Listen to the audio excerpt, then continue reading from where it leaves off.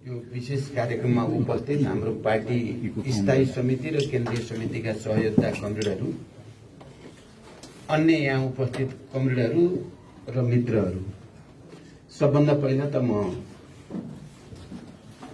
महान लेनिनको जन्म जयन्तीको उपलक्ष्यमा उहाँप्रति हार्दिक श्रद्धा र सम्मान प्रकट गर्न चाहन्छु र पार्टी स्थापना दिवसका सन्दर्भमा 72औं पार्टी स्थापना दिवसको सन्दर्भमा सबै यहाँ उपस्थित कमरेडहरू, देशभरिका सबै कम्युनिस्ट क्रान्तिकारीहरू र देश बाहिर रहेका पनि सम्पूर्ण कम्युनिस्ट र श्रमजीवी जनताको मुक्तिको निम्ति लडिरहेका सबै जनसमुदायप्रति हार्दिक बधाई र शुभकामना व्यक्त गर्न चाहन्छु। मैले आज बिहान उठेर पत्रपत्रिकाहरू, मुख्य पत्रपत्रिकाहरू मेन स्ट्रिमका हेरे, कहीँ पार्टी स्थापना दिवसको बारेमा चर्चा पनि गरेको छैन। अनलाइनहरू, मुख्य अनलाइनहरू हेरे, हाम्रै साथीहरूले चलाउने अनलाइनहरू पनि त्यहाँ त पक्कै लेनिनको बारेमा, त्यहाँ त पक्कै पार्टीको बारेमा केही न केही टिप्पणी चर्चा होला भनेको त्यहाँ पनि देखिनँ। मैले पार्टीको तर्फबाट मैले वक्तव्य तयार पारेर त्यसलाई बाहिर लैजाने सन्दर्भमा चाहिँ कस्तो कस्तो टीका टिप्पणी भएको होला भनेर हेरेको त कहीँ पनि टीका टिप्पणी छैन। अब कहीँ होला, कुनै अब मैले नदेखेको नपढेको पनि हुन सक्छ।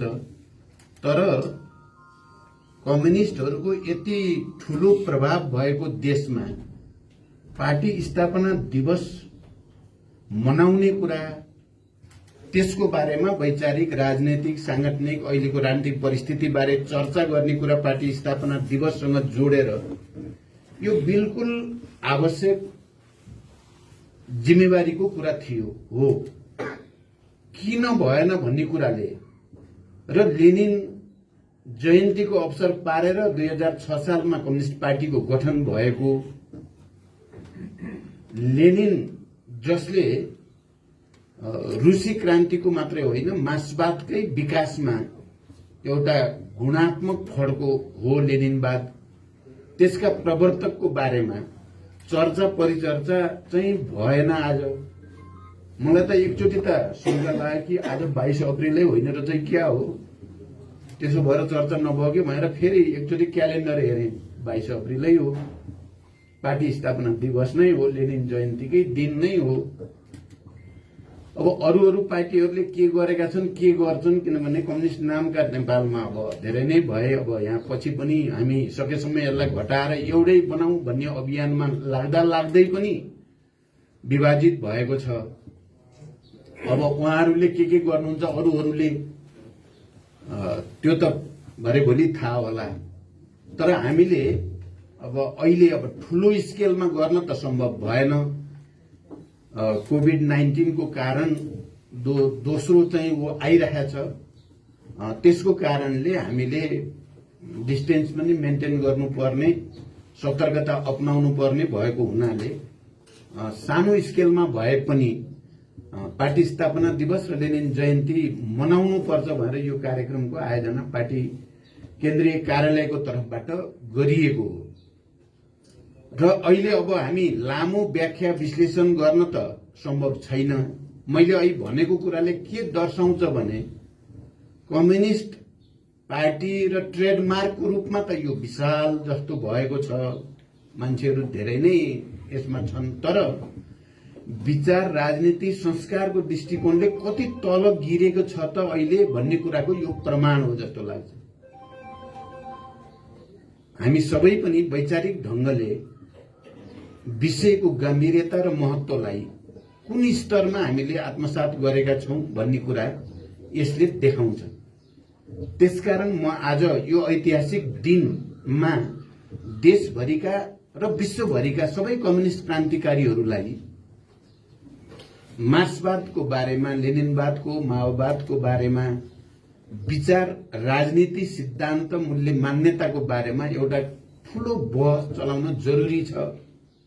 र म आज हाम्रो पार्टीका सबै नेता कार्यकर्ता साथीहरूलाई र देशको कम्युनिस्ट आन्दोलनमा लागिरहेका सबै कम्युनिस्टहरूलाई पनि आजको दिन विशेष रूपले अपिल गर्न चाहन्छु, जस्तो आजको विश्व परिस्थिति छ, जस्तो आजको राष्ट्रिय परिस्थिति राजनीतिक परिस्थिति छ र अब यो परिस्थितिलाई चिरेर नयाँ ठाउँमा हाम्रो आन्दोलनलाई लैजानको निम्ति सबभन्दा पहिला विचारमा, राजनीतिक कार्यदिशामा, कार्यक्रममा चाहिँ नयाँ स्तरको संश्लेषण विश्लेषण आवश्यक छ र सबैको ध्यान यसमा जाओस्।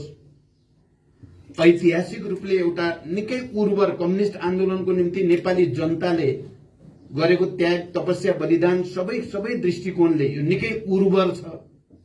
तर कम्युनिस्ट पार्टी आफै चाहिँ वैचारिक हिसाबले कहीं न कहीं स्खलित हुँदै गएको जो भयावह स्थिति छ, यसबाट पार पाउनको निम्ति वैचारिक बहस चलोस् भनेर म अपिल गर्न चाहन्छु। कम्युनिस्ट आन्दोलनको यो 72 वर्ष निकै उतार चढावमय रह्यो र यसबीचमा थुप्रै शान्तिपूर्ण र सशस्त्र क्रान्तिको नेतृत्व कम्युनिस्ट पार्टीहरूबाट हुँदै आयो र एउटा ठूलो राजनीतिक परिवर्तन ल्याइपुर्याउनको निम्ति कम्युनिस्टहरूको भूमिका नै निर्णायक रह्यो। नेपालमा सामन्तवादलाई मूलभूत रूपले परास्त गर्न, सामन्तवादको राजनीतिक प्रतिनिधि संस्था राजतन्त्रलाई परास्त गरेर गणतन्त्र स्थापना गर्न अनि संघीय लोकतान्त्रिक गणतन्त्रको रूपमा नयाँ संविधान निर्माणसम्म नेपाललाई ल्याइ पुर्याउन कम्युनिस्टहरूको नै मुख्य भूमिका रह्यो। अझ त्यसमा पनि चाहिँ पछिल्लो चरणमा माओवादी जनयुद्ध र अनि सँगसँगै जनआन्दोलन पनि 7 राजनीतिक दल समेतसँग मिलेर गरेको जनआन्दोलनको कारणले एउटा नयाँ परिस्थिति सिर्जना भयो। कम्युनिस्टहरूले नै यति ठूलो राजनीतिक परिवर्तनको नेतृत्व गरेकै कारण नेपाली जनताले माओवादीलाई 2064 सालमा अत्यधिक मत दिएर विजयी बनाएको र गणतन्त्र नेपालको पहिलो सरकारको नेतृत्व गर्ने अवसर नेपाली जनताले दिएको हो र कम्युनिस्टहरूको भूमिकाकै कारण उनीहरूले हिजो भूमिगत हुँदा या आन्दोलनका क्रममा प्रदर्शित गरेको त्याग, तपस्या, जनताको निम्ति गरेको भूमिकाकै कारणले कम्युनिस्ट यति लोकप्रिय नेपालमा भएको हो।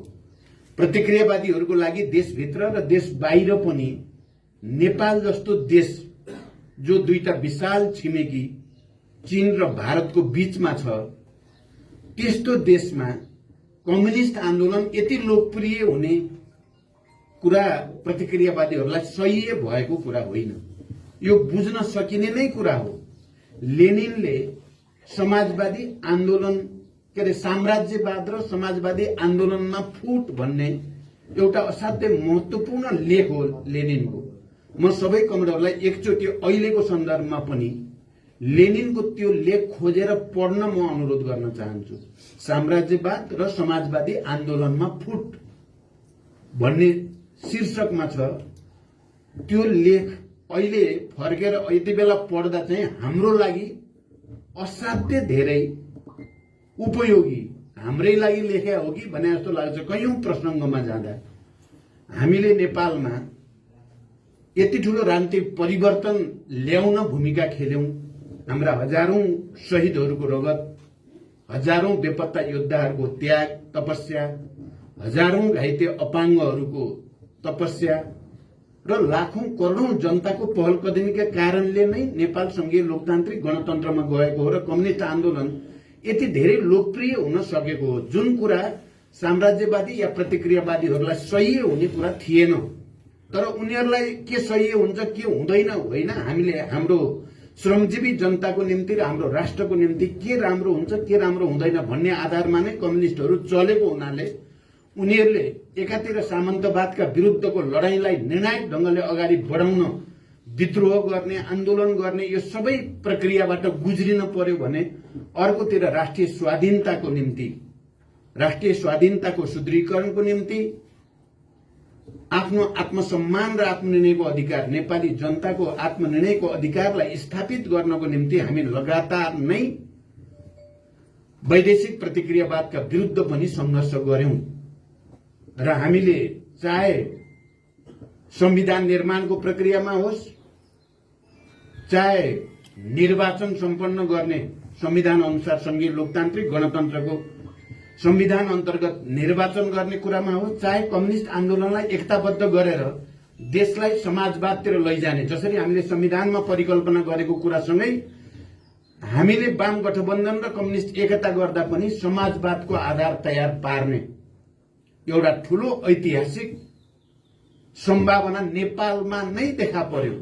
21औं शताब्दीको यो दोस्रो दशक अगाडि बढ्दै गर्दा, तेस्रो दशक अगाडि बढ्दै गर्दा नेपाल नै त्यस्तो उर्वर भूमि भएको देश भयो जहाँ समाजवादको एउटा नयाँ मोडेल हामीले दिन सक्छौं। कस्तो अर्थतन्त्र अबको आजको यो इन्फर्मेसन टेक्नोलोजीमा एउटा रिभोल्युसन भएको बेलाको यो युगमा हामीले समाजवादको नयाँ मोडेल दिने सम्भावना भएको देशको नेतृत्व गर्छौं। त्यस्तो पार्टी र आन्दोलनको नेतृत्व गरेका छौं। मलाई आज यो ऐतिहासिक दिनमा के भन्न चाहिँ आवश्यक ठाने मैले भने हामीले कम्युनिस्ट आन्दोलनलाई एकताबद्ध गर्ने जो पहल कदमी गर्यौं त्यो ऐतिहासिकै थियो। संविधान निर्माण, निर्वाचन सम्पन्न गर्ने प्रक्रियासँगै अब यो देशमा कम्युनिस्ट आन्दोलनलाई एकताबद्ध गरेर समाजवादको यात्रातिर अगाडि बढ्ने काममा लाग्नुपर्छ भनेर जे पहल गरियो र त्यो पहल कदमी गठबन्धनको रूपमा र पार्टी एकताको रूपमा अगाडि बढ्यो, त्यसलाई नेपाली जनताले, नेपालका सम्पूर्ण कम्युनिस्टहरूले र आम श्रमजीवी नेपाली जनताले सहस्र स्वीकार मात्रै गरेन, त्यसलाई अनुमोदन गर्यो निर्वाचन प्रक्रिया मार्फत र अन्य तमाम कार्यक्रमहरू मार्फत। त्यो धेरै ठूलो कुरा थियो। त्यो विश्वकै निम्ति एउटा कम्युनिस्ट आन्दोलनलाई फेरि नयाँ सिराबाट अगाडि बढाउने, नयाँ समाजवादी चरणको आन्दोलन गर्ने प्रक्रियामा गरिएको एउटा महान र असाधारण प्रयोग थियो। तर आजको शक्ति सन्तुलन अन्तर्राष्ट्रिय रूपमा कम्युनिस्ट आन्दोलन रक्षात्मक अवस्थामा छ। सोभियत संघको पतन, पूर्वी युरोपका देशहरूको पतन, थुप्रै प्रतिक्रान्तिका घटनाहरूका कारणले कम्युनिस्ट आन्दोलन यो पहिलोचोटि रक्षात्मक भएको होइन, यस्तो विगतमा पनि हुने गर्यो। मार्क्स एंगेल्स हुँदैखेरि पनि प्रथम अन्तर्राष्ट्रिय विघटन गर्नुपर्ने, फ्रान्सको पेरिस कम्युन परास्त हुने चौतर्फी निराशा त्यति बेला 1870-71 मा जो फ्रान्सको पेरिस पहिलो कम्युन थियो, त्यो पहिलो समाजवादी क्रान्ति थियो, त्यो वास्तवमा त्यो पराजित भइसकेपछि जुन चारैतिर निराशा, चारैतिर रक्षात्मक स्थिति, चौतर्फी प्रतिक्रियावादी आक्रमण तीव्र भएको थियो। तर त्यो धेरै रहेन, 20-30 वर्ष त्यस्तो रह्यो। त्यसपछि रुसमा वर्ग संघर्ष तीव्र भयो र लेनिनको नेतृत्वमा अक्टोबर समाजवादी क्रान्ति भएपछि फेरि एउटा नयाँ लहर, समाजवादी क्रान्तिको, कम्युनिस्ट आन्दोलनको फेरि एउटा नयाँ लहर, नयाँ आक्रमण सुरु भयो। अनि पछिल्लो चरण जस्तो सोभियत संघ इत्यादिको पछि अहिले फेरि एकचोटि डिफेन्सिभ ठाउँमा भए पनि विश्वभरिका अन्तर्विरोधहरू जस्तो छन्। पुँजीवादले यो दुनियाँलाई र मानव जातिलाई कुनै भविष्य, सुनिश्चित भविष्य नदिएको मात्रै होइन, धनी र गरीबको बीचको खाडल झन् भयानक ढंगले कोरिएको छ। मुठ्ठीभर केही धन कुबेरहरूको हातमा विश्व सम्पदाको झण्डै 90% केन्द्रित छ भने करोडौं र अरबौं जनता अभाव र गरिबीमा बाँच्न बाध्य छन्। त्यहाँ विभाजनको रेखा, वर्ग संघर्षको, वर्ग विभाजनको रेखा झन गइरहेको छ। त्यसले के देखाउँछ भने मार्क्सवादको आवश्यकता र औचित्य झन बढेको छ। वर्ग संघर्षलाई कड़ीको रूपमा लिएर जानुपर्ने आवश्यकता झन बढेको छ। त्यस्तो बेलामा नेपालमा हामीले कम्युनिस्ट एकता गरेर गठबन्धन गरेर देशमा नेतृत्व लिने हामीले आँट गर्यौं। आज म कमरेडरको अगाडि र देशकै अगाडि पार्टी स्थापना दिवस र लेनिन जयन्तीका सन्दर्भमा उभिएर बोल्दा हामीले गरेको त्यो महान काम नै थियो। जुन आजको दुनियाँमा साम्राज्यवादी, प्रतिक्रियावादी, अवसरवादी, संशोधनवादीहरूको लागि सही थिएन, तर हामीले जित्यौं। त्यहाँ हामी सफल भयौं। जसरी संविधान निर्माणमा, जसरी निर्वाचन प्रक्रिया अगाडि बढाउनमा हामी सफल भएका थियौं, कम्युनिस्टलाई एकताबद्ध गर्ने कुरामा पनि हामी सफल भएकै हो। त्यसले जनतामा एउटा नयाँ उत्साह, आत्मविश्वास दिएकै हो। त्यसले विश्वभरि पनि अध्ययन अनुसन्धान गर्नुपर्ने नेपालको बारेमा भन्ने भएकै हो। तर आज आउँदा स्वयं पार्टी भित्रैबाट विचलनको, विघटनको, विभाजनको, आत्मसमर्पणको, वैदेशिक प्रतिक्रियावादको अगाडि सम्पूर्ण रूपले आत्मसमर्पण गरेर कम्युनिस्ट आन्दोलनलाई धाराशायी पार्ने फेरि कोही एल्सिन जस्ता, गोर्बाचोभ जस्ता, चेउसेस्को जस्ता मान्छेहरू देखा परे। र आज हामीले यो स्थापना दिवस मनाउनुको तात्पर्य त्यस्तो प्रवृत्तिसँग जसरी मार्क्स एंगल्सहरूले फ्रान्सको पेरिस कम्युनको पराजयपछि पनि मार्क्सले भन्नुभयो यो अस्थायी हो, कम्युन फेरि उठ्छ, उठिराख्छ जबसम्म श्रमजीवी जनताको पूर्ण मुक्ति हुँदैन, उठि नै राख्छ भनेर विश्वभरि एउटा विश्वासको सन्देश दिनुभएको थियो, एउटा संश्लेषण गर्नुभएको थियो। पटक पटक त्यस्ता घटनाहरू मैले अहिले भनेको साम्राज्यवाद र समाजवादी आन्दोलनमा फुट भन्ने कुराद्वारा लेनिनले कसरी कम्युनिस्ट पार्टीभित्र फुट ल्याउन, फेरि फुट टुक्रा टुक्रा पार्नको लागि प्रतिक्रियावादीहरूले करोडौं अरबौं खर्च गर्छन्। उनीहरूको पुरै खुफिया एजेन्सीहरूलाई लगाउँछन् र पुरै तागत लगाउँछन् र पराजित भएको प्रतिक्रियावादी वर्ग झन् 10 गुणा शक्तिका साथ कम्युनिस्टहरूका विरुद्ध, जनताका विरुद्ध आउँछ भन्ने जो संश्लेषण गर्नुभएको थियो। आज हामी सबैले यो कुरालाई मनन गर्नुपर्ने, चिन्तन गर्नुपर्ने र यो चाहिँ कम्युनिस्ट आन्दोलनभित्र घुसेको प्रतिक्रियावाद, प्रतिगमन, प्रतिक्रान्तिकारी प्रवृत्तिलाई परास्त गर्न, वैचारिक संघर्षलाई नयाँ उचाइ दिने आँट गर्नुपर्ने र प्रतिक्रियावादीहरूले कम्युनिस्ट आन्दोलनलाई धाराशायी पार्न जो षड्यन्त्र गरेका छन् त्यसको निम्ति हामीले राष्ट्रिय एकता कायम गर्दै राष्ट्रिय स्वाधीनताको आन्दोलनलाई नयाँ उचाइमा उठाउने संकल्प गर्नुपर्दछ।